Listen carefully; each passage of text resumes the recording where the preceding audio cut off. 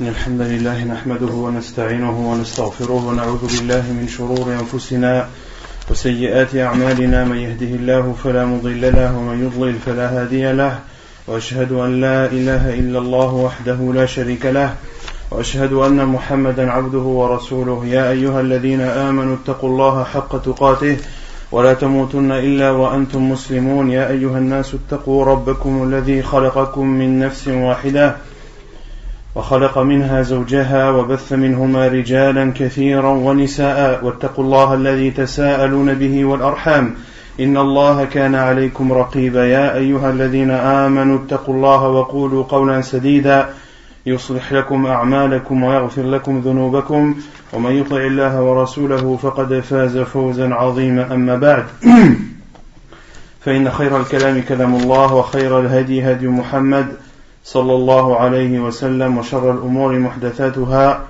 وكل محدثة بدعة وكل بدعة ضلالة وكل ضلالة في النار وبعد. Donc nous continuons, Inch'Allah tabaraka wa ta'ala, l'explication du livre de la zakat, de l'aumône, que l'on avait entamé la semaine dernière. On avait donné la définition du terme az-zakat, on avait donné la définition littéraire en arabe, ainsi que la définition juridique, c'est-à-dire islamiquement parlant. Quant à la définition dans la langue arabe, az-zakat signifie accroître, la croissance. Et en islam, qu'est-ce que ça signifie az-zakat?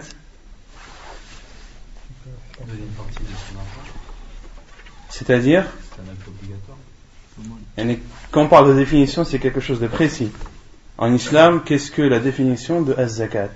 Non. Adorer Allah en donnant une partie de ses biens, non. C'est obligatoire à des gens bien placés.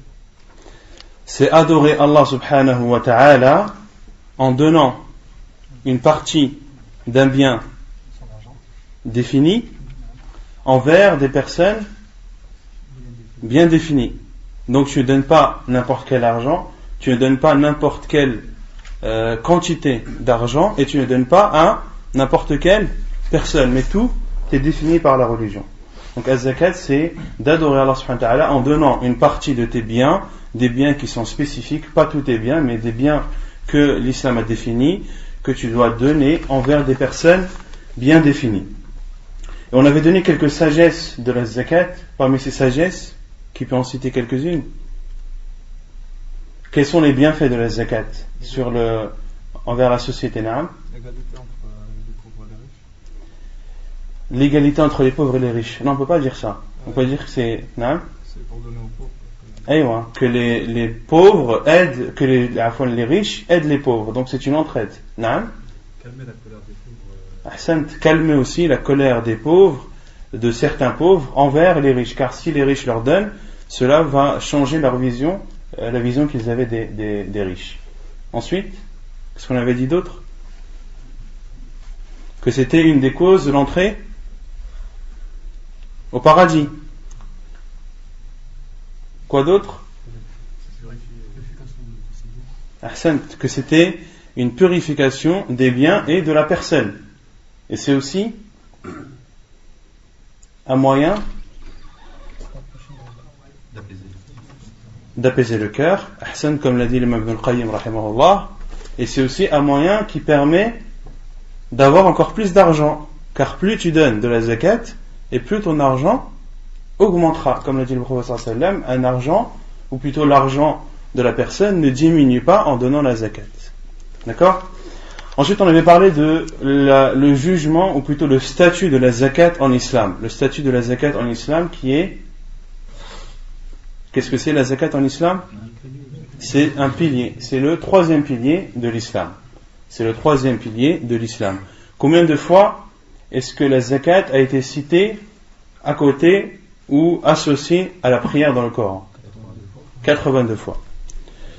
Taïb. Ensuite, on avait parlé des hadiths, des versets du Coran et des hadiths du prophète sallallahu alayhi wa sallam qui nous mettent qui mettent en garde ceux qui ne donneraient pas cette zakat. Parmi les versets, celui qu'on le retient, c'est lequel?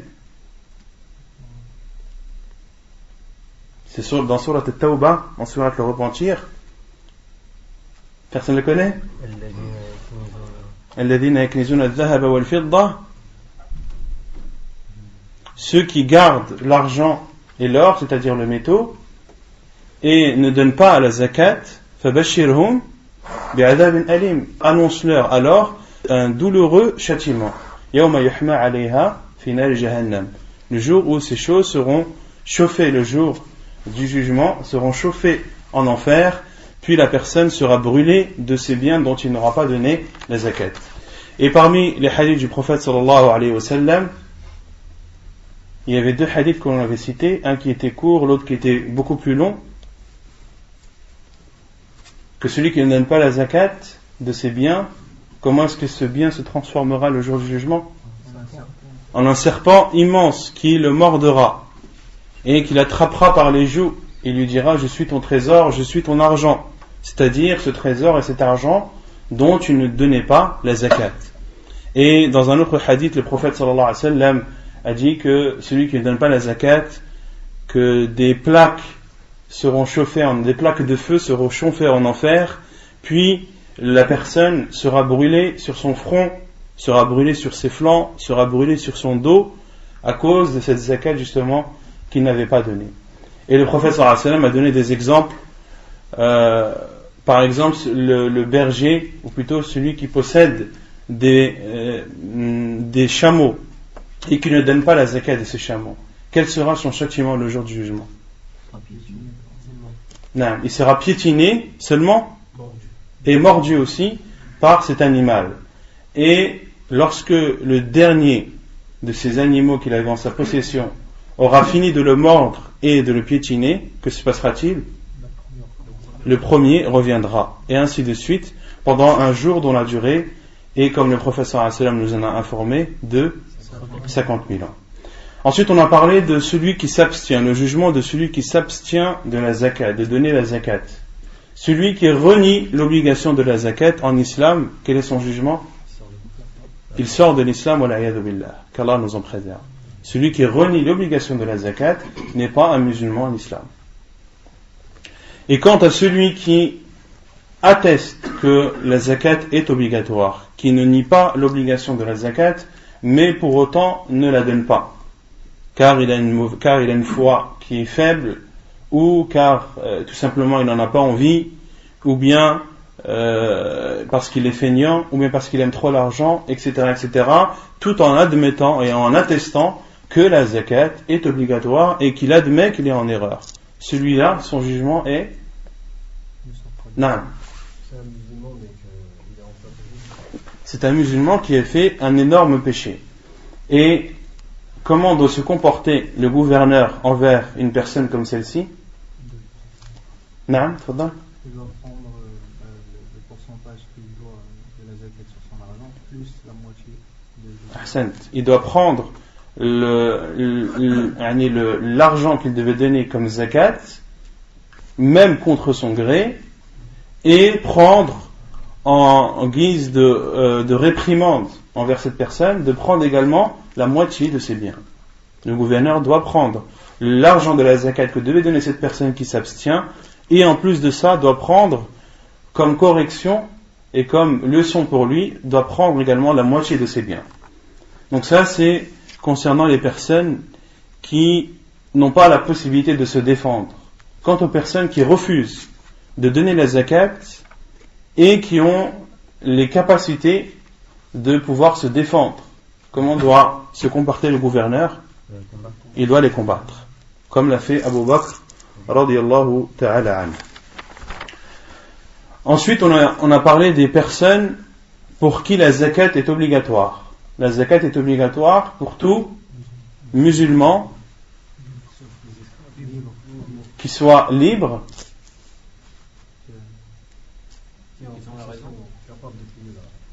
qui a atteint le seuil en arabe qui est appelé An-Nisab, et quoi d'autre? Et qu'il a eu en sa possession pendant un an révolu, en comptant bien sûr les mois lunaires et non les mois solaires. Sauf l'argent faut qu'il ait gagné de façon licite. Non, ça on verra après. On verra après pour ça, Inch'Allah. Mais, donc ça c'est concernant l'argent. Et concernant les récoltes, il y a une spécificité. Chaque récolte. Non? Pas après chaque récolte.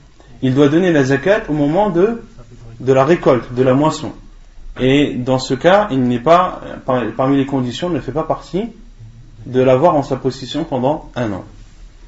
Taïb. Et l'auteur n'a pas dit al-ba'lir. Est-ce qu'il a parlé du ba'lir? Non. Quel est le jugement d'un enfant de 3 ans qui a une somme importante en sa possession? Est-ce qu'il doit sortir la zakat ou non? Non? Il la sort pas? Mais l'argent il est à lui. Son père il dit voilà cet argent c'est pour mon fils qui a 2 ans. Je lui donne 20 000 euros. Non, est-ce que la zakat doit être sortie de cet argent ou pas? Non, il doit être sorti. Même si l'enfant n'est pas pubère. C'est pour cela que parmi les conditions qu'a donné l'auteur, qu'il soit musulman et libre. Il n'a pas dit qu'il soit musulman et pubère. Et ça, à l'unanimité des savants, un enfant, même s'il est orphelin, qui a en sa possession une somme d'argent qui est au-dessus du seuil, au-dessus du nisab, et qu'il a eu en sa possession pendant 1 an révolu, il doit sortir la zakat. Et s'il est petit et qu'il ne connaît pas ces choses-là, alors c'est à son tuteur, celui qui en est responsable, de sortir sa zakat. Et si la zakat n'est pas sortie, c'est alors son responsable, son père ou autre, son tuteur, qui aura le péché de ne pas avoir sorti la zakat. Non. Ensuite, on a défini les différentes sortes de biens dans lesquels on doit sortir la zakat. On avait dit que la zakat est obligatoire sur l'or et l'argent, également entre dedans la monnaie, l'or et l'argent, entre dedans la monnaie, ensuite les récoltes, les fruits, les animaux et les trésors d'avant l'islam qui est appelé en islam, en arabe, al-rikaz. Al-rikaz, ce sont les choses qui ont été enterrées avant l'arrivée de l'islam. D'accord? Donc on a parlé de la zakat, de l'or et de l'argent. On avait dit que le nisab, le seuil pour l'argent est de, et elle est dans le hadith, avant d'arriver au gramme. Elle dit en islam c'est 200 dirhams. Non, on parle de l'or. On commence par l'or. Ah, j'ai dit l'argent, par l'or. Le nisab de l'or. 20 dinars islamiques. Et le seuil et le nisab de l'argent, de l'fidda, c'est 200 dirhams, mais dirham al-islami. 200 dirhams islamiques. Taïb, 20 dinars correspondent à combien? Non? Combien de grammes d'or? 200 dinars d'argent, d'or à fouane, combien est-ce que cela équivaut? Et comment est-ce qu'on pourrait calculer nous à notre époque ça? Parce que 20 dinars, ce sont des dinars islamiques. À quoi ça correspond à notre époque? 85 grammes d'or. Taïb, comment on a calculé les 85 grammes? Un dinar égale à un mithqal. Quand il y a un mithqal, c'est 4 grammes 25 d'or. Donc Comment tu fais 1 dinar multiplié par 4 grammes? On a dit combien? Un dinar égale Un mithqal. Un dinar égale à mithqal. Ensuite Un mithqal, c'est égal à 4,25 grammes d'or. 4,25 grammes d'or. Donc pour avoir 20 dinars, c'est 20 fois 4,25, ça donne 85 grammes d'or. Ahsant. Donc on avait dit que un mithqal, un dinar, c'était un mithqal. Et un mithqal, ça correspond à 4,25 grammes. Donc lorsque tu fais 20 fois 4,25, ça te donne 85 grammes d'or. Donc lorsque tu as en ta possession au minimum 85 grammes d'or et que tu les as eu pendant une durée d'1 an, tu dois sortir de ces 85 grammes, le professeur Hassan m'a dit Rub'u al-Ushr, le quart du dixième, qui correspond à 2,5%, ou si on veut faire plus simple, ça correspond à diviser par 40. Ensuite, les 200 dirhams. Qu'est-ce qu'on avait dit sur les 200 dirhams? À combien est-ce qu'il correspond en grammes? 585. On avait dit que 595. comment? 595 grammes. Comment est-ce qu'on avait calculé ces 595 grammes? Comment on avait calculé 595 grammes? 10 dirhams, ça fait 7000 francs. 10 dirhams, Ahsan, ça correspond à 7 mathaqil. Mathaqil. طيب, 7 mathaqil. Donc tu fais 20 fois 7 mathaqil, ce qui fait 140 mathaqil. Sachant que 1 mithqal est égal à 4,25 grammes. Donc tu fais 140 fois 4,25, ce qui te donne 595 grammes. C'est clair? Vous êtes sûr? Et donc, lorsque tu as atteint également 200 dirhams, c'est-à-dire 595 grammes d'argent, c'est-à-dire le métal en ta possession pendant un an, tu dois sortir également Rub'u al-Ushr, tu dois sortir également 2,5% de ce que tu as en ta possession. طيب, يقول المؤلف زكاة الحلي. La zakat concernant les bijoux.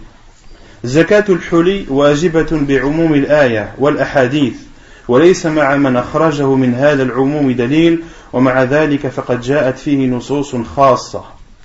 Donc la zakat des bijoux. L'auteur dit la zakat des bijoux est obligatoire. Et cela, la preuve, c'est la globalité du verset. La globalité du verset ainsi que les hadiths rapportés, les hadiths du prophète sallallahu alayhi wa sallam rapportés à ce sujet. Et il dit, il n'y a pas de preuves authentiques, ou plutôt ceux qui sortent les bijoux d'or et d'argent du verset n'ont aucun dalil, n'ont aucune preuve avec eux pour cela.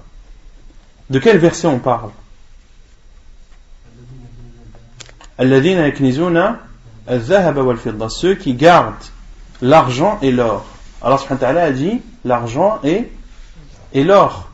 Et entre dans l'argent et l'or cité dans ce verset, tout ce qui est argent et tout ce qui est or, que ce soit bijoux ou non. Et celui qui veut dire non, dans le verset les bijoux ne sont pas compris dedans, il doit avoir un dalil, il doit avoir une preuve qui lui permette de dire cela. Donc l'auteur dit il n'y a pas de preuve pour ceux qui sortent les bijoux de ce verset. Et il dit il y a même des hadiths rapportés du prophète sallallahu alayhi wa sallam qui prouvent l'obligation de sortir la zakat même sur les bijoux. منها parmi ces hadiths عن أم سلمة قالت كنت ألبس أوضاحا من ذهب فقلت يا رسول الله أكنز هو فقال ما بلغ أن تؤدي زكاته فزكي فليس بكنز حديث حسن رواه أبو داود والدارقطني. Parmi ces preuves, le hadith de Salama radiyallahu anha qui dit je portais des bijoux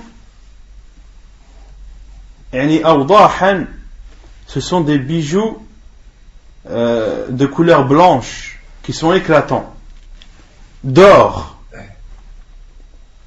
فقلت, et j'ai dit, ô envoyé d'Allah, est-ce que ceci est un trésor?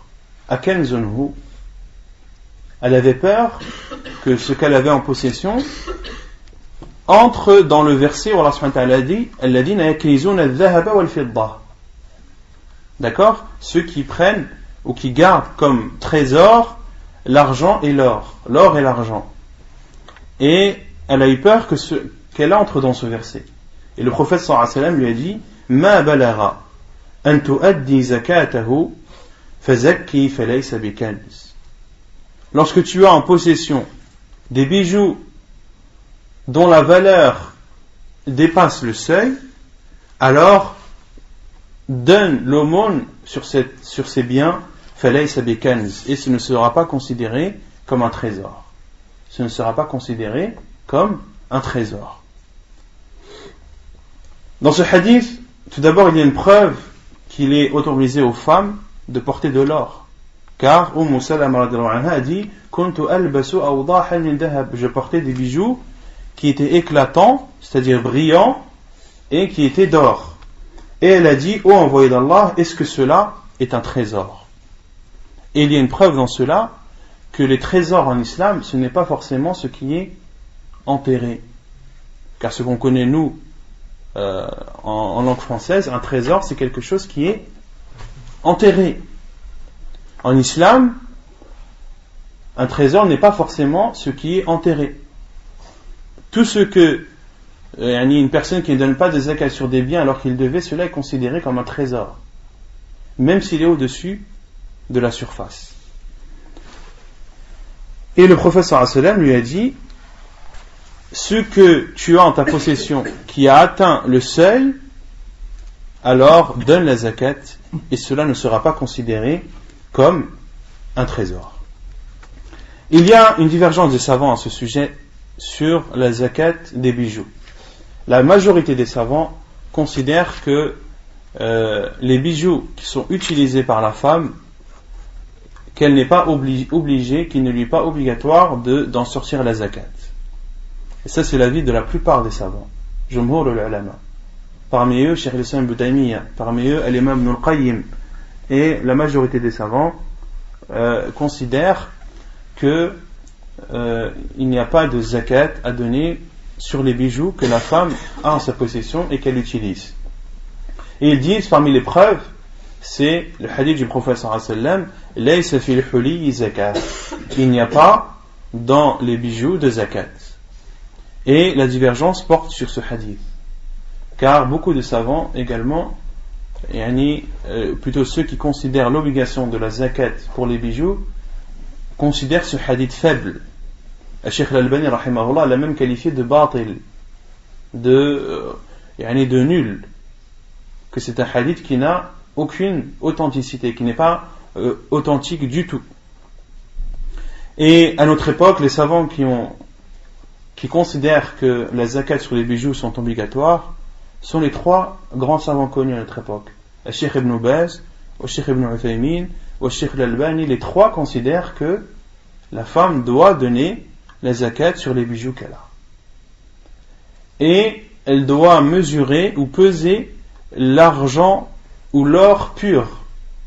C'est-à-dire si elle a une bague qui contient une perle précieuse, ou une perle ou autre chose, elle doit déduire le poids de tout ce qui n'est pas or ou argent. Et quand on parle de 85 grammes d'or, c'est-à-dire 85 grammes d'or pur. Donc si tu as une bague avec plein de pierres, la bague peut peser 20 grammes, mais elle ne comporte que 10 grammes d'or. D'accord ? Et parmi la preuve des autres savants qui considèrent que cela n'est pas obligatoire, ils disent que c'est quelque chose qui est utilisé par la femme. C'est comme les biens de la personne qu'elle a chez elle, comme des tapis, comme de la vaisselle, etc., etc. Ce sont des choses qui sont utilisées et qui n'accroît pas. Ce ne sont pas des choses qui accroît, comme les biens de quelqu'un, la personne qui a un salaire, l'argent entre tous les mois, etc., etc. Ce n'est pas quelque chose qui accroît. Or, l'islam nous demande de sortir la zakat sur quelque chose qui accroît, non sur quelque chose qui est stable et utilisé. D'accord ? Ça, ce sont parmi leurs preuves. Et Allahu A'lam, l'avis le plus sûr est celui qu'appuient les hadiths, comme ce hadith de Salama et l'autre que l'on va lire, le hadith de Aïcha, c'est que la zakat sur les bijoux est obligatoire. Wallahu A'lam. وعن عائشة قالت دخل علي رسول الله صلى الله عليه وسلم فرأى في يدي فتخات من ورق فقال ما هذا يا عائشة فقلت صنعتهن أتزين لك يا رسول الله قال أتؤدين زكاتهن قلت لا أو ما شاء الله قال هو حسبك من النار حديث صحيح رواه أبو داود والدارقطني. Un autre hadith qui prouve l'obligation pour la femme de sortir la zakat sur les bijoux et le hadith de Aïcha radhiyallahu anha qui dit que le prophète sallallahu alayhi wa sallam est entré et a vu dans ses mains des grosses bagues en argent. Fatakhat ay al-khawatim al-kibar, de grosses bagues d'argent dans ses mains. Et le prophète sallallahu alayhi wa sallam lui a dit qu'est-ce que cela, ô Aïcha? Elle a répondu je les ai fabriqués pour m'embellir à toi, ô envoyé d'Allah. Et le prophète sallallahu alayhi wa sallam lui a dit Atu'addina zakatahun, est-ce que tu donnes la zakat sur ces bagues?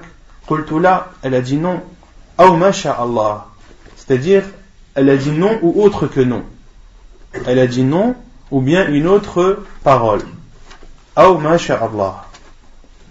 Qala, le prophète sallallahu alayhi wa sallam lui a dit Huwa hasbuki minan nar, c'est ce qui te suffit pour l'enfer. Wal'iyadu billah. Hadith authentique rapporté par Abu Daoud et Ad-Daraqutni. Donc ça, concernant donc le premier type de bien dans lequel la zakat doit être sortie, ce sont, comme on l'a vu, l'argent et l'or. Puis l'auteur dit, deuxièmement, thaniyan zakatu az-zuru'i wath-thimar. Deuxièmement, non. Quand le prophète a dit ça à Aïcha, ça prouve que c'est aux femmes de payer leur zakat, c'est pas à l'homme. C'est pas la zakat doit être payée à celui qui possède le bien, doit être payée par celui qui possède les biens.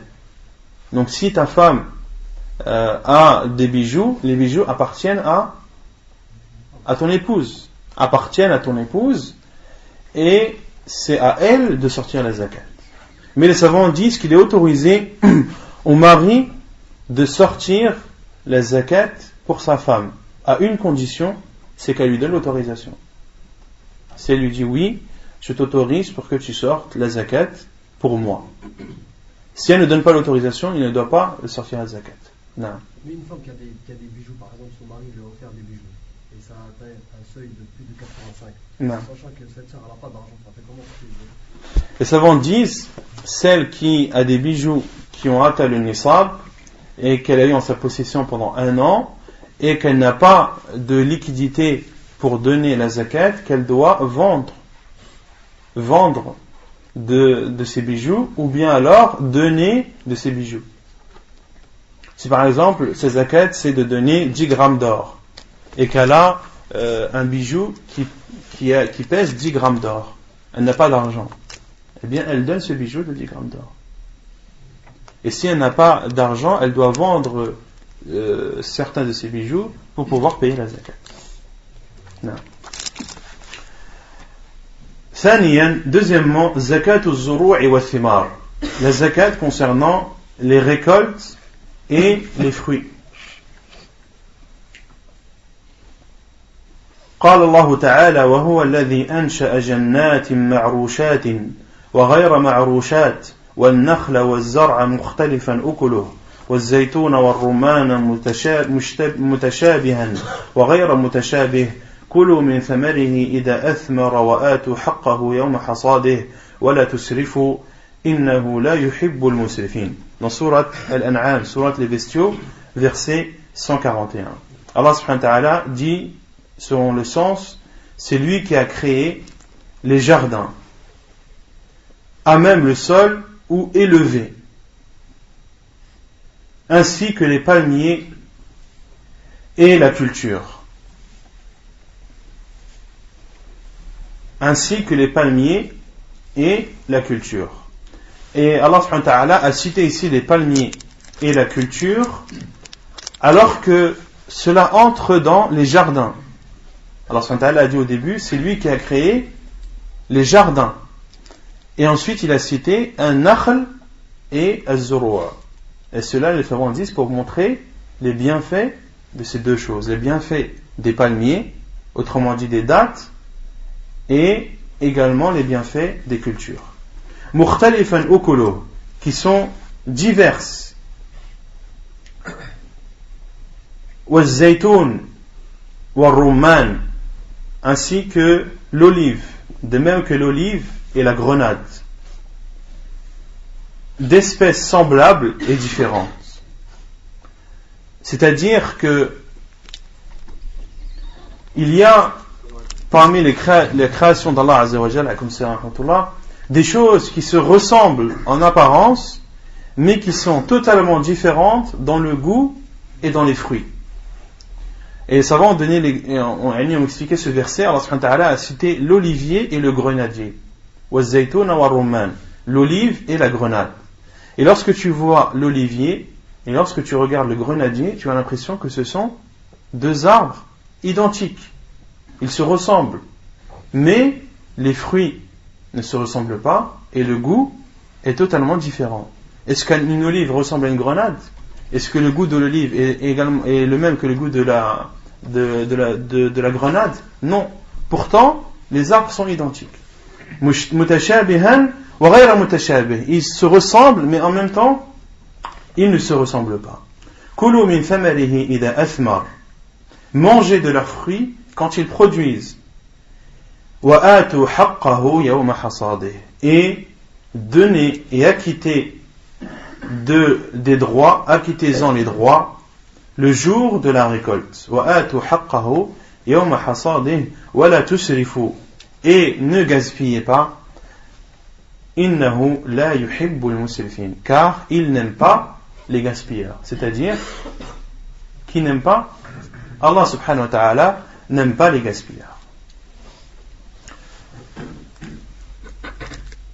Taïb. Donc ça, ce qui nous prouve l'obligation, ce verset nous prouve l'obligation de sortir la zakat pour les fruits et les récoltes. Et que la zakat doit être sortie le jour de la récolte. طيب يقول المؤلف الأصناف التي تؤخذ منها. Quelles sont les catégories dans lesquelles on doit sortir la zakat?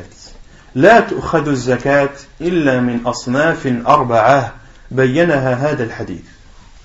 La zakat ne doit être sortie que sur 4 catégories de choses concernant les récoltes et les fruits. Il y a seulement 4 catégories concernées par la zakat. Ce sont les catégories citées dans ce hadith, le hadith de Abu Buraydah. عن أبي بردة عن أبي بردة عن أبي موسى ومعاذ أن رسول الله صلى الله عليه وسلم بعثهما إلى اليمن يعلمان الناس أمر دينهم فأمرهم أن لا يأخذوا الصدقة إلا من هذه الأربعة الحنطة والشعير والتمر والزبيب. حديث صحيح رواه الحاكم والبيهقي. Donc ces 4 catégories sont ceux qui sont cités dans le hadith de Abi Burdah, qui rapporte de Abu Moussa et de Mu'ad, de Abu Moussa al-Ash'ari et Mu'ad ibn Jabal, qui rapporte que le prophète sallallahu alayhi wa sallam les a envoyés au Yémen afin d'y appeler et d'y propager l'islam, pour enseigner aux gens les choses de la religion. فأمرهم ألا يأخذوا الصدقة إلا من هذه الأربعة. Et le prophète sallallahu alayhi wa sallam a ordonné à Mu'ad ibn Jabal et à Abu Moussa al-Ash'ari de ne prendre la zakat que de ces 4 choses. Al-hinta, qui est le froment ou le blé. Wal-sha'ir, al-sha'ir qui est l'orge. Wal-tamr, la date. Wal-zabib, le raisin sec. Le prophète sallallahu alayhi wa sallam leur a ordonné de ne prendre la zakat que de ces 4 choses. Le blé ou le froment, l'orge, les dattes et le raisin sec. En dehors de ces 4, il n'est pas obligatoire de sortir la zakat. Et il y a une divergence de savants à ce sujet. Certains savants disent que l'on doit sortir la zakat que sur ces 4 catégories. D'autres disent non. on doit sortir la zakat sur tout ce qui sort de la terre. De tout ce qui sort de la terre et que l'on peut garder, que l'on peut préserver. Car ceux qui considèrent que la zakat ne concerne que les 4 catégories utilisent ce hadith. Le hadith de Mu'ad et de Abu Moussa al-Ash'ari. Ils disent que le hadith est authentique et qu'il ferme toute porte à la divergence. Et les autres savants disent non, le hadith n'est pas authentique, mais il est faible. Le hadith est faible et donc la zakat concerne tout ce qui sort de la terre et qui peut être conservé. Donc sort de cela tout ce qui ne peut pas être conservé. Le blé, est-ce qu'il peut être conservé? Oui. L'orge, est-ce qu'il peut être conservé? Oui. Les dattes peuvent-elles être conservées? Oui ou non? Oui. Les raisins secs peuvent-ils être conservés? Oui. Les amandes, par exemple, est-ce qu'ils peuvent être conservés? Oui. Les cacahuètes? Oui. Tout ce qui peut être conservé et que tu as en ta possession et qui a atteint un certain poids, alors tu dois sortir la zakat. Les pommes, est-ce qu'elles peuvent être conservées? Non. Les pêches, les poires, tous les fruits ne peuvent pas être conservés hormis le raisin et les dattes.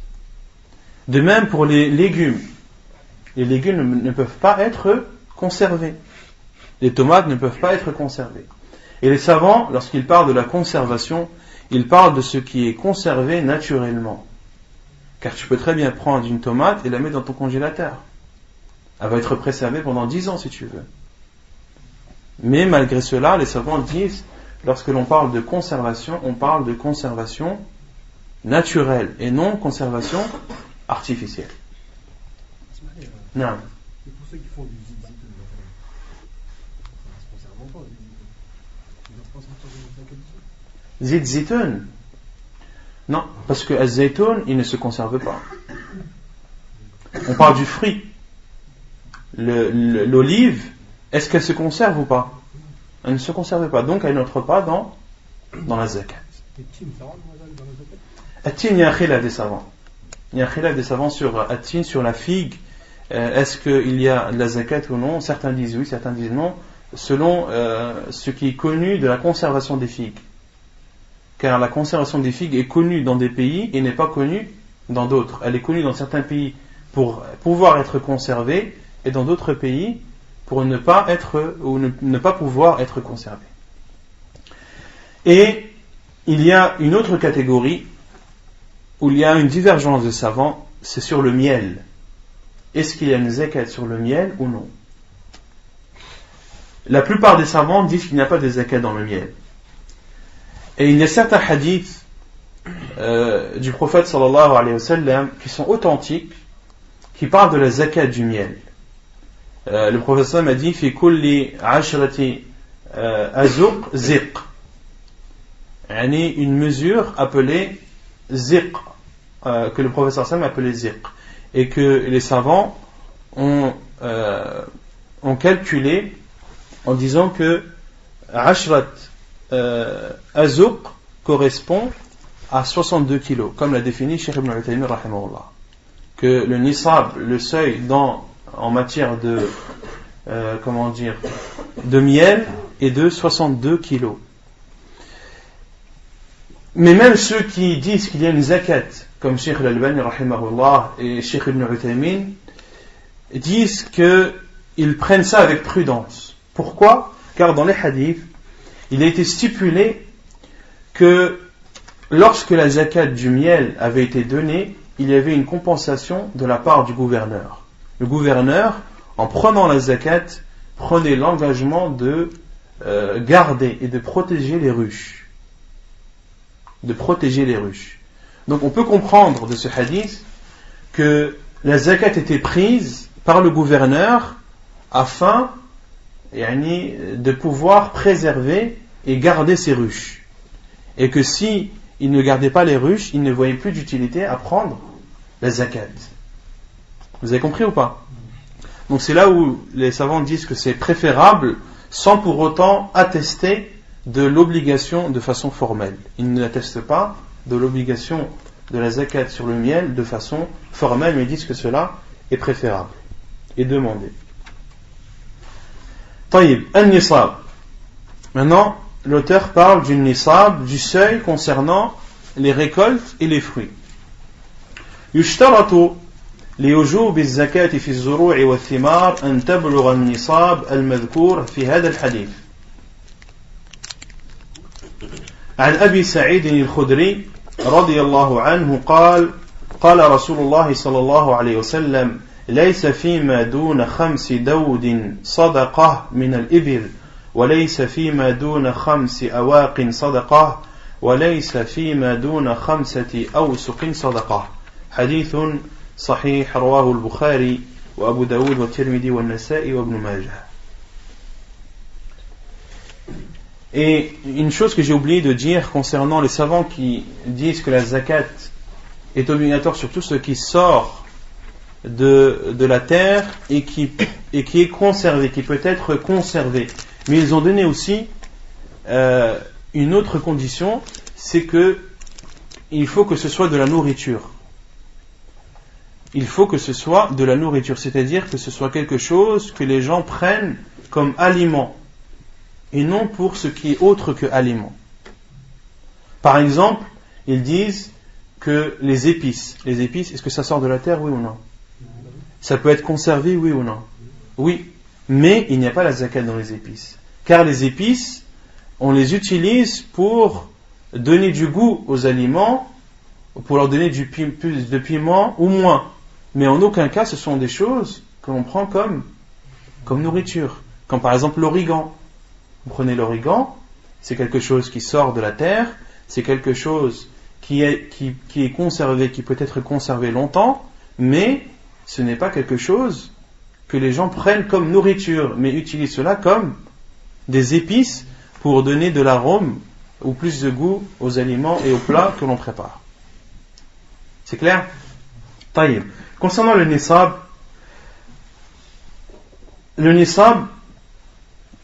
concernant les cultures et les fruits, c'est ce qui est rapporté dans le hadith d'Abu Sa'id al-Khudri radiyallahu anhu, où le prophète sallallahu alayhi wa sallam a dit: il n'y a pas dans moins de 5 chameaux de sadaqa, c'est-à-dire de zakat.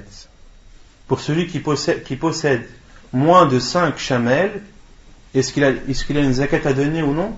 Non. On en déduit que le nisab, que le seuil pour celui qui possède des chameaux est de 5 chamelles. Celui qui en a 4 ne doit pas donner la zakat, celui qui en a 5 doit donner la zakat. Puis le prophète sallallahu alayhi wa sallam a dit: وَلَيْسَ فِي مَا دُونَ 5 أَوَاقٍ صَدَقَةٍ. Il n'y a pas dans moins de 5 awaq sadaqa. Et al-awaq, c'est le pluriel en arabe de uqiyya. C'est le pluriel en arabe de uqiyya. Et al-uqiyya en arabe, bittifaq al-ulama, à l'unanimité des savants, ça correspond à 40 dirhams. 40 dirhams islamiques. Et le professeur Sam a dit: il n'y a pas dans moins de 5 awaq sadaqa. Et dans une autre version, laysa fi ma duna 5 awaqin min fidda sadaqa. Et dans une autre version, le professeur sallam parlait là du seuil concernant quel matériau? L'argent. Car dans ce hadith, il n'est pas cité l'argent. Dans d'autres hadiths, est cité l'argent. Donc il n'y a pas dans moins de 5 awaq. Et on a dit que al-uqiyya correspond à 40 dirhams. Donc il n'y a pas dans moins de 5 fois 40, c'est-à-dire 200. Et on retrouve le nisab que l'on a vu dans les autres hadiths de l'argent qui est de 200 dirhams. Donc il n'y a pas dans moins de 200 dirhams d'argent de sadaqa. Autrement dit, le seuil pour l'argent est de 200 dirhams.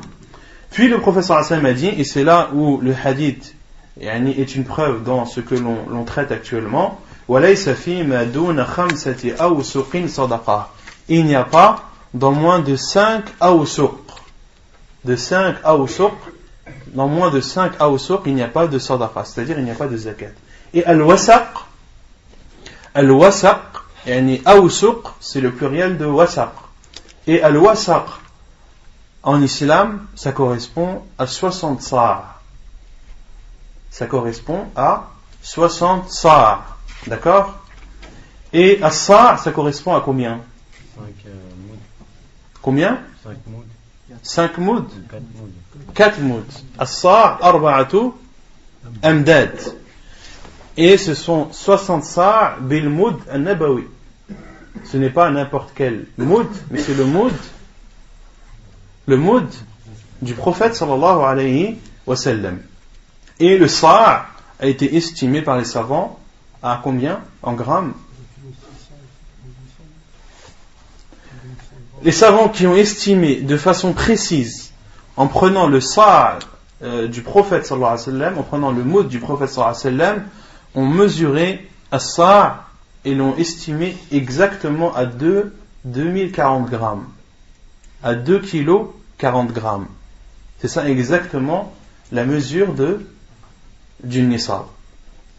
Du sa' afwan al-nabawi. Du sa' al-nabawi. Et on avait déjà parlé de al-moud al-nabawi, la mesure du moud du prophète sallallahu alayhi wa sallam, et on a dit le moud, qu'est-ce que c'est? Qu'est-ce que ça correspond à le moud? Parce qu'il y en a peut-être qui ne savent pas ce que c'est que le moud. C'est ce que contiennent les deux mains ouvertes et jointes. D'accord? Donc le prophète sallallahu alayhi wa sallam, lorsqu'il prenait ses mains, les ouvrait et les joignait, et il les remplissait 4 fois, la mesure ou le poids était de 2040 grammes. 2 kilos 40 grammes. Et al-moud al-nabawi, est-ce qu'on peut encore le mesurer à notre époque ou pas? On peut ou pas? Non? Il y a des ustensiles qui existent. existent. Il y a des ustensiles, il y a des sortes de récipients qui correspondent au moud du prophète sallallahu alayhi wa sallam. Et il y en a même la plupart, ont une chaîne de transmission du prophète sallallahu alayhi wa sallam jusqu'à l'ustensile qu'ils ont en leurs mains, entre leurs mains. Et l'ustensile est fabriqué au fur et à mesure. Par exemple, toi, si tu veux avoir un moud, la quantité ou la correspondance du moud du prophète sallallahu alayhi wa sallam, tu peux. Si tu vas en Arabie Saoudite, les mashayikh ont des mouds. D'accord? Et avant de te donner l'accord, il va d'abord le mesurer avec celui qu'il a. Il va le mesurer par exemple avec du riz ou avec du blé. D'accord? Il va mesurer au grain près. Il va le mesurer au grain près. Car le récipient que tu vas fabriquer, il peut ne pas correspondre exactement à celui qu'a le cheikh en sa possession. Donc si tu veux par exemple une ijaza sur un moud, tu essaies d'avoir un récipient correspondant, puis tu vas voir les savants qui ont ce récipient avec la chaîne de transmission, et ainsi avoir un moud, le moud du prophète sallallahu alayhi wa sallam. Et ceux qui ont la possibilité ici de fabriquer un récipient contenant le moud du prophète sallallahu alayhi wa sallam, il peut me le dire, moi j'ai un moud, un récipient qui correspond au moud du prophète sallallahu alayhi wa sallam, celui qui a la possibilité de se faire un récipient en aluminium ou autre, qui me le dise Inch'Allah et on s'arrangera. Taïb. Donc on a dit al-wasaq correspond à combien de sa'? 60 sa'. Un sa' correspond à 2 kg 40 grammes. Et le prophète sallallahu alayhi wa sallam a dit il n'y a pas dans moins de 5 awsuq de zakat. Et là, le prophète sallallahu alayhi wa sallam parle du nisab dans quelle catégorie de biens? Az-zar, des cultures et des fruits. Car le premier nisab que le prophète sallallahu alayhi wa sallam a cité dans le hadith, c'est le nisab de la chamelle. Puis ensuite, il a cité le nisab de l'argent. Et là, le troisième nisab, c'est le nisab des cultures et des fruits. Donc, le nisab correspond à 5 awsuq. Donc, ce qui correspond à combien de sa'? 5 fois 60 300. Donc, le nisab correspond à 300 sa'. Et 300 sa' correspondent à combien en grammes ou en kilos? 2040 fois 300. Ce qui fait fois 300. Ça fait en tout, en kilos, ça fait 612 kilos. Le nisab pour les cultures et les fruits correspond à 612 kilos. 60 fois 2 kilos et 40 grammes correspondent à 612 kilos. Donc, lorsque un agriculteur a un champ de blé et que lorsqu'il récolte ce blé, il a plus de 612 kilos, il doit donner la zakat. Combien il va donner, on va le voir après, Inch'Allah. Mais à partir du moment où il a 612 kilos de date, il doit donner la zakat. S'il a 612 kilos de raisin sec, il doit donner la zakat, etc. etc. Non. Non. Le prophète sallallahu alayhi wa sallam a dit dans un hadith, dans le bab de zakat, on avait dit ça la semaine dernière. La yujma' bayna muftariq wa la yufarraq bayna mujtami'. On ne doit pas séparer deux choses identiques, ni rassembler deux choses différentes. Al-miqdar al-wajib. Maintenant, après avoir connu le nisab, le seuil, quelle est la quantité que l'on doit donner en zakat? Al-miqdar al-wajib, la quantité obligatoire. عن جابر عن النبي صلى الله عليه وسلم قال فيما سقت الأنهار والغيم العشور وفيما سقي بالثانية نصف العشور. حديث صحيح رواه مسلم وأبو داود والنسائي. وعن ابن عمر أن النبي صلى الله عليه وسلم قال فيما سقت السماء والعيون أو كان عثريا العشر وفيما سقي بالنضح نصف العشر. حديث صحيح رواه البخاري وأبو داود والترمذي. Selon Jabir ibn Abdullah radiyallahu anhu, selon le prophète sallallahu alayhi wa sallam, a dit ce qui est arrosé par les rivières et par la pluie, les dixièmes, et ce qui est arrosé bis-saniyah, as-saniyah, c'est le chameau que l'on utilisait à l'époque pour aller chercher l'eau.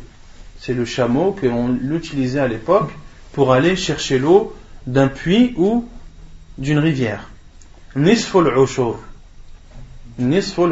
Et ce qui est arrosé à l'aide de ce chameau, alors la zakat est de la moitié du dixième.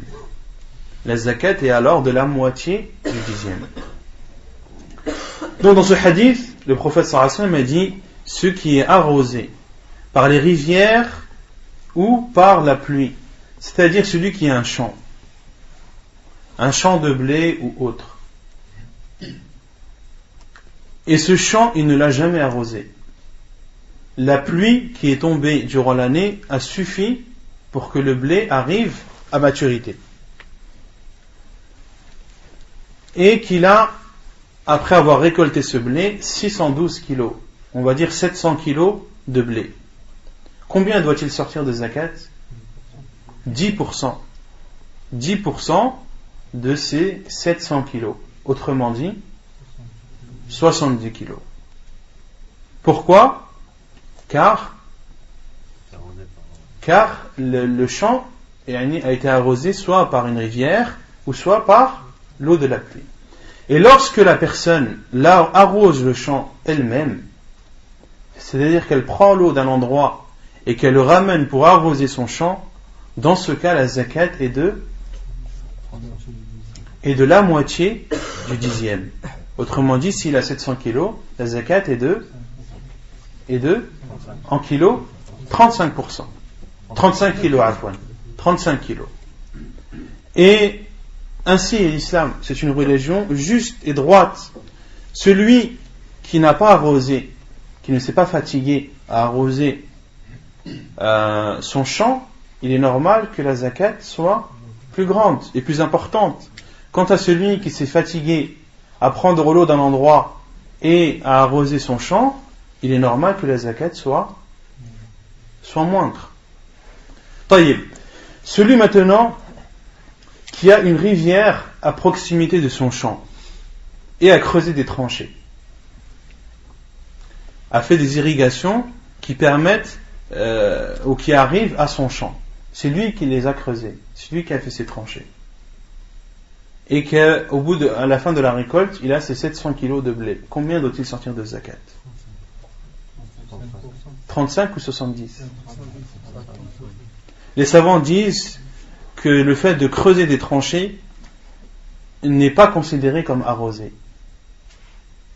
Quand on parle d'arroser, c'est quelqu'un qui prend l'eau d'un endroit et qui la porte d'un autre endroit, qui le prend, et non pas quelqu'un qui fait une tranchée.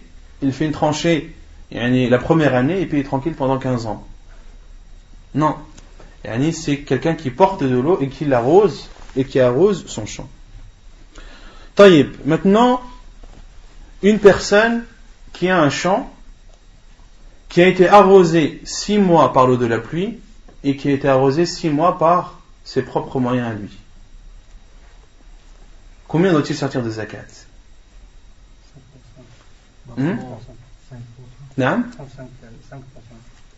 5%, c'est-à-dire il s'est fatigué mais à moitié. Il s'est fatigué mais à moitié. Non, les savants disent il faut être juste et rester dans cette voie-là. Si tu n'arroses pas ton champ, tu dois donner le dixième. D'accord? Si tu l'arroses, tu dois donner la moitié du dixième. Donc, si la moitié de l'année tu ne l'as pas arrosé et l'autre moitié tu l'as arrosé, tu dois donner les 3/4 du dixième. Les 3/4 du dixième. Un dixième, ça fait combien de quarts? 4/4. Donc, lorsque tu n'as pas arrosé ton champ, tu dois donner 4/4. 4/4, autrement dit un dixième. D'accord?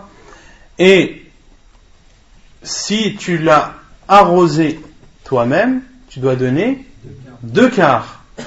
Et lorsque pendant la moitié de l'année tu l'as arrosé et l'autre moitié tu ne l'as pas arrosé, tu dois donner la moitié qui est 3/4. La moitié entre les deux extrêmes, qui est de 3/4. C'est clair? Et dans l'autre hadith de Ibn Umar, il y a un plus, car il rapporte la parole du prophète sallallahu alayhi wa sallam, fima saqati as-sama'u wal 'uyun, ce qui a été arrosé par le ciel, c'est-à-dire la pluie, wal 'uyun, c'est-à-dire les rivières et les ruisseaux, aw kana 'athariya, ou bien qui est 'athari. Et al-'athari, c'est un arbre ou une végétation dont les racines sont peu profondes. Et qui s'alimente tout seul. C'est un arbre, par exemple, où il y a une rivière à proximité. Et cette rivière rend humide le sol, et cette humidité suffit à cet arbre pour survivre. Car ses racines sont peu profondes. Donc qui s'auto-alimente. Un arbre qui s'auto-alimente. Donc celui-là aussi, combien est-ce qu'on doit donner de la zakat de ses fruits? le dixième. Comme l'a dit le prophète sallam, al-ushru. Wa fima suqiya bin nadhi nisfu al-ushur. Et ce qui a été arrosé, ou plutôt ce qui a été ce qui puise ce qui prend l'eau de l'arrosage. Ce qui prend l'eau de l'arrosage, c'est-à-dire ce que tu as arrosé toi-même, nisful ushur, la moitié du dixième. Excuse-moi, mais les comptes, il faut les faire après déduction des frais. Je veux dire, maintenant, des ouvriers, si on les paye avec la récolte même, c'est, la zakat, on la sort avant ou après les ouvriers? La zakat, on la sort le jour de la récolte. Le jour de la récolte. Est-ce que c'est sur le bénéfice ou est-ce que c'est sur la récolte? Justement, c'est pour cela que celui qui a arrosé de ses propres moyens, est-ce que c'est lui-même qui va arroser ou c'est ses employés? Ça peut être lui comme ça peut être ses employés. D'accord? Donc la compensation qu'il aura donnée à ses employés, elle est enlevée déjà de la zakat, parce qu'il a la moitié du dixième à donner, et non le dixième. Fahimt? طيب. Puis l'auteur dit kharsul nakhili wal a'nab. Khars en arabe c'est l'estimation. Kharsul nakhili wal a'nab, l'estimation concernant les palmiers et les vignes. Autrement dit, qu'en islam, il est autorisé d'estimer la quantité de zakat à donner concernant les dattes et le raisin, même avant la récolte. Parce que certaines personnes, que font-elles? Lorsqu'il y a la récolte, lorsque les dattes sont mûres, ils les enlèvent et en cachent une partie. Cache une partie de ces dattes, et lorsque celui qui est chargé par l'État de récupérer la zakat arrive, il va compter le nombre de kilos qu'il y a, ils vont peser la quantité de dattes, et va sortir la zakat. Mais cette personne-là a déjà caché, il a peut-être caché la moitié, peut-être plus, peut-être moins. Donc pour éviter cela, il y a en islam ce qui s'appelle al-khars, l'estimation. Et ce sont des personnes qui ne font que ça, c'est leur spécialité. Tu les emmènes dans un champ de palmiers, ils vont te dire, toi, ta récolte sera de tant de kilos. De tant de kilos, donc ta zakat sera de tant. Ça c'est clair et net, on le sait déjà. Et on voit ça aussi chez les personnes qui ont des arbres fruitiers, des orangers par exemple. Des personnes qui achètent des orangers, les oranges encore dans l'arbre. Une personne qui veut prendre de l'avance, ça c'est connu dans ce domaine-là, qui veut acheter des oranges, il va, alors que les oranges ne sont pas encore, ils n'ont pas encore été retirées. Et il sait par exemple cet arbre-là, ça va me faire 5 cajots. En comptant, ils ont des techniques pour compter, ils multiplient par des nombres bien précis, et il sait par exemple cet arbre-là, ça va être 100 cajots, celui-là 50, celui-là 60, et puis ainsi il achète les oranges et il paye. Et ainsi, pareil pour al-khars, concernant l'estimation, les dattes et les raisins peuvent être estimés concernant la zakat. Quelle est la preuve? La preuve c'est le hadith de Abu Humayd al-Sa'idi. عن أبي حميد الساعدي قال غزونا مع رسول الله صلى الله عليه وسلم غزوة تبوك فلما جاء وادي القرى إذا امرأة في حديقة لها فقال النبي صلى الله عليه وسلم لأصحابه اخرسوا وخرس رسول الله صلى الله عليه وسلم 10 أوسق فقال لها أحصي ما يخرج منها فلما أتى وادي القرى قال للمرأة كم جاء حديقتك قالت 10 أوسق خرس أو خرس رسول الله صلى الله عليه وسلم حديث صحيح رواه البخاري. La preuve c'est le hadith de Abu Humayd al-Sa'idi radiyallahu anhu qui dit nous sommes sortis en bataille avec le prophète sallallahu alayhi wa sallam lors de la bataille de Tabouk. Et une fois arrivés à la ville appelée Wadi al-Qura, qui est dans la route entre Médine et Tabouk qui est située au nord de Médine, à une centaine de kilomètres au nord de Médine.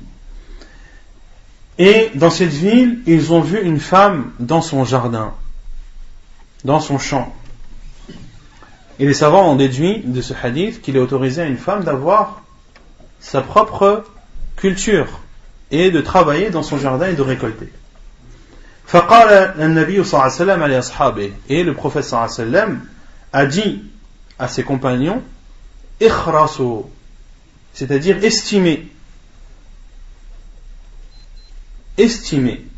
وخرس رسول الله صلى الله عليه وسلم 10 أوسق. Et le prophète صلى الله عليه وسلم, en regardant les palmiers de cette femme, a estimé que les dates seraient de 10 أوسق. On a dit al-wasaq, c'est combien? 60 sa'. On a dit que 5 awsuq, c'est combien? 5 awsuq, c'est 5 awsuq, c'est le nisab. C'est le seuil. Le seuil, c'est de subhanallah. Le seuil, c'est 300. On a dit c'est 612. Le nisab, c'est 5 awsuq. C'est 5 awsuq. Al-wasaq, c'est 60 sa'. Un sa', c'est 2 kg 40. 2 kg 40 grammes. Donc, 5 awsuq, 5 awsuq font 612 kilos, qui est le seuil pour les cultures et les fruits. Et le prophète sallallahu alayhi wa sallam, en regardant les palmiers de cette femme, a estimé ces dates à 10 awsuq. Autrement dit, 612 fois 2, donc 1224 kilos. Le prophète sallam a estimé sa culture à 1224 kilos. Puis il lui a dit, ahsi ma yakhruj minha. C'était dans la route, c'est dans le trajet du prophète sallallahu alayhi wa sallam. Et il a dit à cette femme, compte, lorsque tes dates seront mûres, compte combien de awsuq il y a. Compte, estime, ou compte exactement à combien correspond et compte la quantité. Puis dans le hadith, l'auteur ne l'a pas cité, le hadith est plus long que ça. Le prophète sallallahu alayhi wa sallam est arrivé à Tabouk, et lorsqu'il est arrivé à Tabouk, le prophète sallallahu alayhi wa sallam a su qu'il y allait avoir une tempête, un vent violent qui allait frapper Tabouk, et le prophète sallallahu alayhi wa sallam a dit à ses compagnons de ne pas se lever et d'attacher leurs chamelles. Et un des compagnons du prophète sallallahu alayhi wa sallam s'est levé et a été emporté par la tempête. Et c'est une montagne appelée Taï qui l'a arrêté dans sa course. Puis le prophète sallallahu alayhi wa sallam est revenu, et lorsqu'il est revenu et est repassé par Wadi al-Qura, par cette ville où il avait vu cette femme, qala lil mar'ah, il a dit à la femme, kam ja'a hadiqatuki, combien est-ce que ton jardin et tes palmiers t'ont apporté? Qalat 10 awsuq kharsu rasulillahi sallallahu alayhi wa sallam. Elle a dit 10 awsuq, l'estimation du prophète sallallahu alayhi wa sallam. Autrement dit, le prophète sallallahu alayhi wa sallam a estimé de façon juste et précise la quantité de dates qui étaient présentes dans les palmiers de cette femme. Hadith authentique rapporté par Al-Bukhari. وعن عائشة قالت كان رسول الله صلى الله عليه وسلم يبعث عبد الله بن رواحة فيخرس النخل حين يطيب قبل أن يؤكل منه ثم يخير يهود يأخذونه بذلك الخرس أو يدفعونه إليهم بذلك الخرس لكي تحصى الزكاة قبل أن تؤكل الثمار وتفرق. حديث حسن لغيره. رواه أبو داود. Il y a un autre hadith qui prouve qu'il est légiféré de faire al-khars, c'est-à-dire l'estimation. C'est le hadith de Aïcha radhiyallahu anha, qui dit que le prophète sallallahu alayhi wa sallam envoyait Abdullah ibn Rawaha afin d'estimer les palmiers avant que les dates ne soient mûres, avant qu'elles ne soient consommables. Et le prophète sallallahu alayhi wa sallam envoyait Abdullah ibn Rawaha dans la ville de Khaybar. La ville de Khaybar que le prophète sallallahu alayhi wa sallam a récupérée, qui était habitée auparavant par le peuple juif. Et lorsque le prophète sallallahu alayhi wa sallam a récupéré cette ville, il a fait un accord avec le peuple juif. car ils ont dit ô Muhammad, laisse-nous les récoltes, laisse-nous nous occuper de nos récoltes, et tu auras la moitié des récoltes. La moitié des récoltes appartiendront aux musulmans. Le prophète sallallahu alayhi wa sallam a autorisé, a accepté et a dit nuqirrukum fiha ma sha Allah, et nous vous autorisons de rester autant qu'Allah subhanahu wa ta'ala le voudra, tant qu'Allah subhanahu wa ta'ala aura décidé que vous restez, sans donner de date ni de limite. Et Abdullah ibn Rawaha radiyallahu anhu, et Khaybar était connu pour être une ville où il y avait beaucoup de palmiers. Et Abdullah ibn Rawaha partait pour estimer le nombre de palmiers et disait aux Juifs, leur donnait le choix, soit qu'ils donnent la moitié de ce qu'il aura estimé, ou bien alors qu'ils prennent la moitié.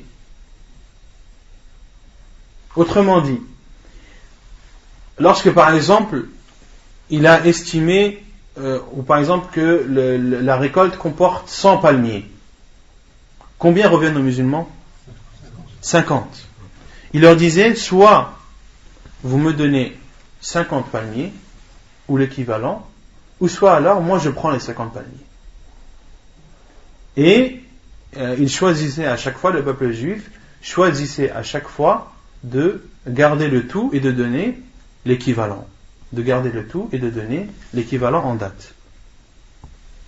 Donc dans ce hadith, il y a également la preuve que al-khas, que l'estimation est autorisée en islam, et que l'État musulman peut envoyer des estimateurs afin d'éviter ou de minimiser les fraudes. Car l'estimation se fait avant que le fruit ne soit consommé, ou avant que la récolte ou les cultures ne soient récoltées et moissonnées. C'est clair pour ça? طيب ثالثا نعم تفضل. Troisièmement, ثالثا زكاة المواشي. La troisième catégorie de biens dans lesquels la zakat est obligatoire, c'est ce qui est appelé en arabe al-mawashi. والمواشي ثلاثة أجناس الإبل والبقر والغنم. Et al-mawashi en arabe, ce sont trois catégories qui sont la chamelle ou le chameau, la vache et al-ghanam, et les ovins.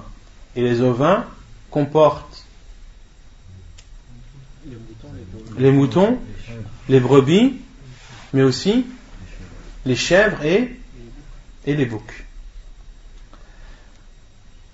Zakatul ibil, concernant la zakat des chameaux.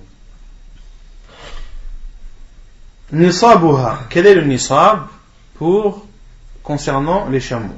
عن أبي سعيد الخدري أن رسول الله صلى الله عليه وسلم قال ليس فيما دون 5 دود من الإبل صدقة. ليس فيما دون 5 دود من الإبل صدقة. Selon Abu Sa'id al-Khudri radiyallahu anhu, le prophète sallallahu alayhi wa sallam a dit, il n'y a pas dans moins de 5 daoud. Et al-daoud en arabe, c'est concernant les animaux, c'est le nombre compris entre 3 et 9. Le nombre d'animaux compris entre 3 et 9, en arabe, c'est appelé daoud. Et concernant les êtres humains, c'est appelé comment? Entre 3 et 9? Non? Non? Non? Lorsque des hommes sont venus voir le prophète sallallahu alayhi wa sallam et on dit l'un jeûnait toute l'année, l'autre ne se mariait pas avec les femmes, l'autre dormait non? Non, dans le hadith c'est pas le nafar. Ar-rahd en arabe. Ar-rahd, c'est un nombre de personnes compris entre 3 et 9. Ça c'est concernant les êtres humains. Concernant les bêtes, entre 3 et 9, c'est appelé Zaoud. Et ici le prophète a dit il n'y a pas dans moins de 5, il a appelé aussi Zaoud. Et 5 c'est bien compris entre 3 et 9. Donc il n'y a pas dans moins de 5 chamels de sadaqa, c'est-à-dire de zakat. Donc le nisab, le seuil est de 5. Miqdarul wajib fiha. Maintenant, qu'est-ce que la personne qui a en sa possession 5 chamels ou plus doit donner? Quel est le montant ou la quantité de la zakat à donner en chamel? Miqdarul wajib fiha. عن أنس أن أبا بكر رضي الله عنه كتب له هذا الكتاب لما وجهه إلى البحرين. بسم الله الرحمن الرحيم. هذه فريضة الصدقة التي فرض رسول الله صلى الله عليه وسلم على المسلمين والتي أمر الله بها رسوله فمن سئلها من المسلمين على وجهها فليعطها ومن سئل فوقها فلا يعطي في 24 من الإبل فما دونها من الغنم من كل 5 شاة فإذا بلغت 25 إلى 35 ففيها بنت مخاض أنثى فإذا بلغت 36 إلى 45 ففيها بنت لبون أنثى فإذا بلغت 46 إلى 60 ففيها حقة طروقة الجمل فإذا بلغت 61 إلى 75 ففيها جذعة فإذا بلغت 76 إلى 90 ففيها بنتا لبون فإذا بلغت 91 إلى 20 و100 ففيها حقتان طروقتا الجمل فإذا زادت على 20 و100 ففي كل 40 بنت لبون وفي كل 50 حقة ومن لم يكن معه إلا 4 من الإبل فليس فيها صدقة إلا أن يشاء ربها فإذا بلغت 5 من الإبل ففيها شاة حديث صحيح رواه البخاري والنسائي وابن ماجه. Vous êtes prêts ou pas? طيب. Selon Anas ibn Malik radiallahu anhu qui dit que Abu Bakr radiallahu anhu lui a écrit un livre lorsqu'il l'a envoyé al Bahrain. Lorsque Abu Bakr radiallahu anhu, qui est le premier des califes de l'islam, celui qui a succédé au prophète sallallahu alayhi wa sallam, envoyé parmi les compagnons du prophète sallallahu alayhi wa sallam dans les différentes contrées et différents pays, envoyé des compagnons du prophète sallallahu alayhi wa sallam pour aller récupérer la zakat. Et il a envoyé Anas ibn Malik radiallahu anhu à Al-Bahrain. Et le Bahrain, dans le hadith, ce n'est pas l'île qui est connue à notre époque. Ce n'est pas Bahrain connu à notre époque, mais c'est un endroit beaucoup plus vaste qui était connu également pour comporter beaucoup de palmiers. Donc, qu'est-ce qui est dit dans ce livre que Abu Bakr radiallahu anhu a écrit? Bismillahirrahmanirrahim. Au nom d'Allah, le tout miséricordieux, le très miséricordieux.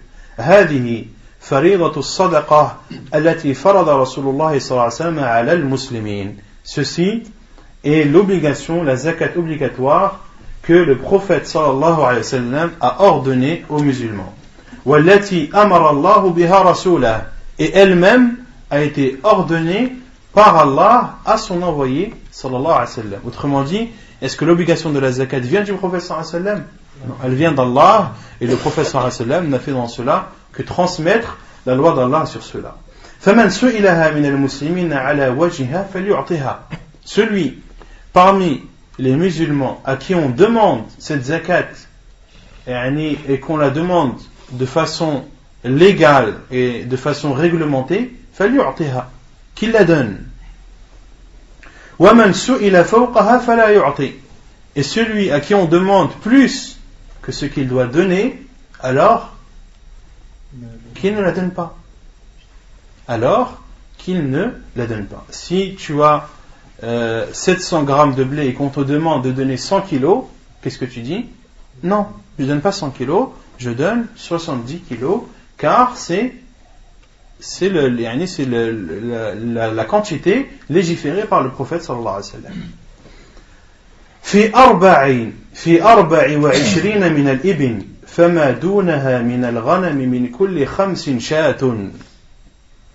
de 24 chameaux en descendant, pour chaque 5 chamelles, tu dois donner une brebis. C'est-à-dire, tant que tu n'as pas 24 chameaux ou chamelles, tu dois donner pour chaque groupe de 5 chameaux, tu dois donner pour chaque groupe de 5 une brebis. Quand tu as 5 chameaux, tu dois donner une brebis. Tu en as 10, tu dois donner. Tu en as 15, tu dois donner. Tu en as 20, tu dois donner 4 brebis. Taïb, tu en as 13. Combien tu dois en donner? 2 ou 3? 2. Car les 13 est compris entre 10 et 15. Et tant que tu n'as pas atteint les 15, tu dois donner, et tant que tu es au-dessus de 10 et en dessous de 15, tu dois donner 2 brebis. Et quand tu es au-dessus de 15 mais en dessous de 20, tu dois donner 3 brebis. Et lorsque tu en as plus de 20 mais moins de 25, tu dois en donner 4. Taïb. فإذا بلغت 25 إلى 35 ففيها بنت مخاض أنثى. Et lorsque tu en as 25 jusqu'à 35, alors tu dois donner bint makhadin untha. Tu dois donner une femelle appelée en islam, appelée, que le prophète sallallahu alayhi wa sallam appelait makhad. Et la femelle appelée makhad en arabe, c'est la femelle qui a 1 an. C'est la femelle qui a 1 an. Et al-makhad, c'est la chamelle qui est enceinte. Autrement dit, la chamelle qui a 1 an, sa mère est normalement enceinte ou va l'être bientôt. D'accord? Donc, lorsque tu en as 25 jusqu'à 35, la zakat que tu dois donner une chamelle, une femelle, et qui a 1 an. Et quand on dit femelle, ça veut dire que le mâle n'est pas accepté. Parce que concernant les animaux, la femelle est plus importante et plus chère que le mâle. Pourquoi? Car la femelle met bas. met bas à d'autres petits. فإذا بلغت 36 إلى 45 ففيها بنت لبون أنثى. Et lorsque tu as atteint les 36 jusqu'à 45, alors la zakat est une femelle appelée laboun, c'est-à-dire une femelle qui a 2 ans. Une femelle qui a 2 ans, et elle est appelée laboun car à 2 ans sa mère allait. Sa mère allait sa petite. Donc, de 25 à combien on a dit? À 35, tu dois donner une chamelle de 1 an.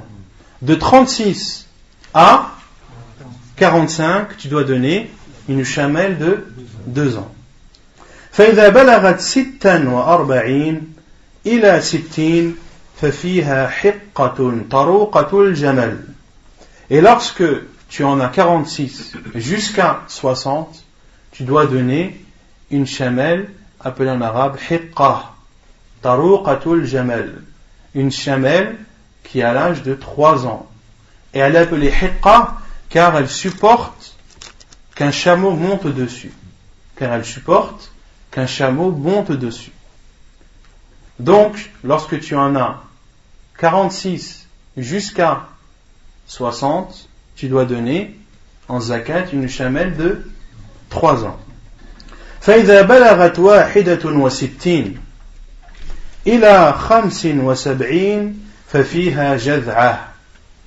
Et lorsque tu en as 61, entre 61 et 75, tu dois donner une jad'a. Et la jad'a, c'est la chamelle qui a 4 ans. C'est la chamelle qui a 4 ans. Entre 61 et 75. Donc, entre 25 et 35, tu dois donner une chamelle de 1 an. Entre 36 et 45, tu dois donner une chamelle de 2 ans. Entre 46 et 60, tu dois donner une chamelle de 3 ans. Entre 61 et 75, tu dois donner une chamelle de 4 ans. فإذا بلغت يعني 76 إلى 90 ففيها بنت لبون. Et lorsque tu en as 76 jusqu'à 90, tu dois leur donner 2 bint laboun. 2 bint laboun.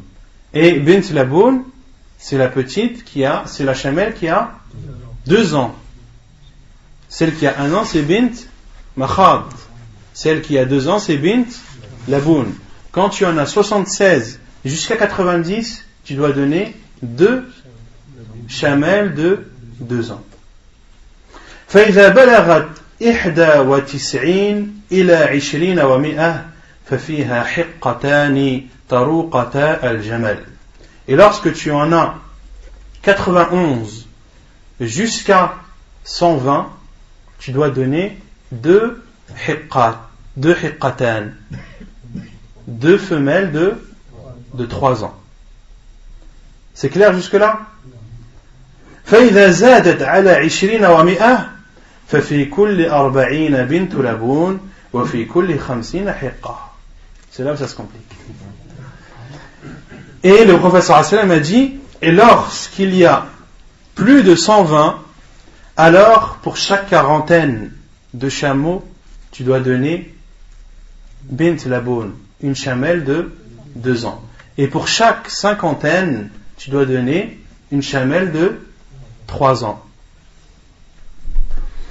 Taïb, j'ai 130 chameaux. Qu'est-ce que je dois donner comme zakat?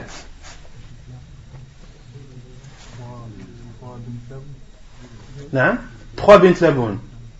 Donc 3 bint laboun, le professeur me dit pour chaque 40, tu dois donner une bint laboun. Donc tu me dis je dois donner 3 bint laboun, autrement dit 3 fois 40.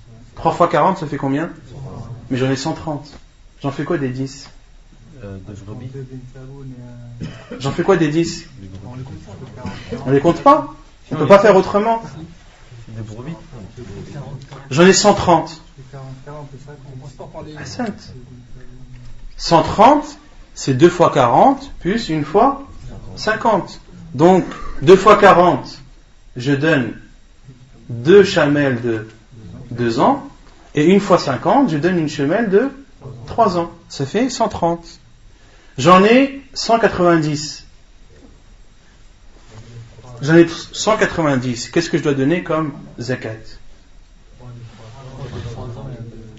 3 chamelles de 3 ans et une chamelle de 2 ans. 3 fois 50 qui fait 150 et 40, le tout qui fait 190.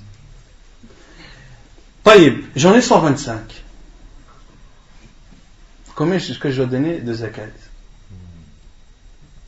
Non? 2 chamelles de 3 ans et une brebis, non? Non. Et le professeur Sam a dit, au-dessus de 120, pour chaque 40, tu dois donner une chamelle de 2 ans, bint laboun, et pour chaque cinquantaine, tu dois donner une hiqqa, une chamelle de 3 ans. Il n'y a pas de brebis dedans. Et on doit suivre l'islam comme le professeur Salam nous l'a enseigné. Donc quand il y en a 125, c'est 3 chamelles de 2 ans. C'est 3 fois 40.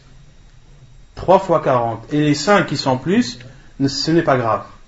Et la règle, c'est que lorsque tu fais tes calculs et qu'il te reste au minimum 10 chamelles ou plus, c'est que tu as mal fait tes calculs. Ça, c'est une règle. Dans les chameaux, lorsque à la fin de tes calculs, il te reste au minimum 10 ou plus, chamel, c'est que tu as mal fait tes calculs. Comme tout à l'heure, lorsque j'avais 130 chamels et que j'ai donné 3 chamels de 2 ans, ça me faisait 3 fois 40, ce qui fait 120, il me restait 10. Donc automatiquement, je me suis trompé. Taïb, j'ai 160 chamels. Qu'est-ce que je dois donner comme zakat?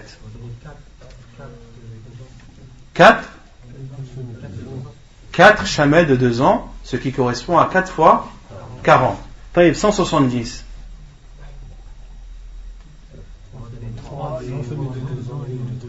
Naam?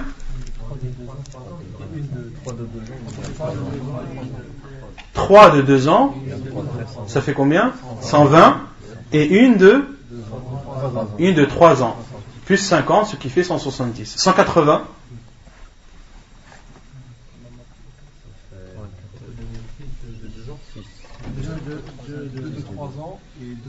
Ahsant. Lorsque j'en ai 180, je dois donner 2 chamels de 2 ans, 2 bint laboun, ce qui correspond à 2 fois 40, plus 2 de 3 ans, ce qui correspond à 2 fois 50. 190, on l'a déjà vu, et 200.